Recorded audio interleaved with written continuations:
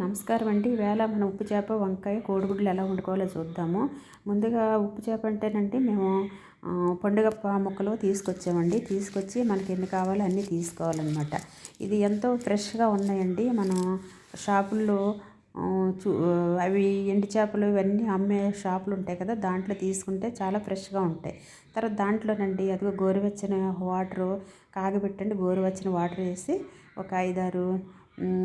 ఒక 10-15 మినిట్స్ బాగా నాననివ్వాలి. ఈ నానటం వల్ల ఏంటంటే అవి మొత్తం సాల్ట్ అంతా వచ్చేస్తుంది. అలా ఒక 5-6 సార్లు బాగా కడగాలండి, లేకపోతే సాల్ట్ ఉండి ఉప్పుగా ఉంటాయి ముక్కలు.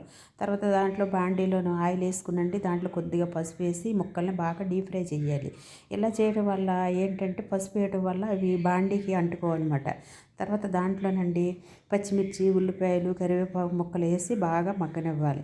మగ్గనిచ్చిన దాకుండి కొద్దిగా అల్లం వెల్లుల్లి పేస్ట్ వేసి దాంట్లో వంకాయ ముక్కలు, ఈ వంకాయలు ఏంటంటే తెల్ల వంకాయలు కానీ మామూలు వంకాయలు కానీ పొడవుగా ఉండాలి. పొడవు వంకాయలు అయితేనే బాగుంటాయి అన్నమాట. తర్వాత మన సరిపడా కారం, కొద్దిగా జీలకర్ర పొడి, ధనియాల పొడి వేసండి బాగా మగ్గనివ్వాలి. మగ్గనిచ్చిన దాకుండి కొద్దిగా వాటర్ పోసుకోవాలి. తర్వాత మనం కుంకుడికాయ అంత చింతపండు నానబెట్టుకునండి మనం దాంట్లో పులుసు పోసుకోవాలన్నమాట. ఇది ఎంతో టేస్టీగా ఉంటుంది.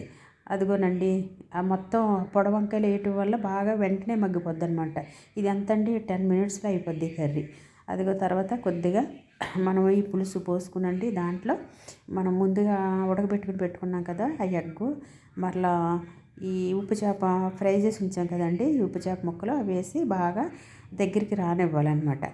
అదిగోనండి ఎంత కలర్ఫుల్గా ఉందో. అవి ముక్కలు కూడా మనం దీంట్లో ఏంటంటే మనం సాల్ట్ వేయకూడదు.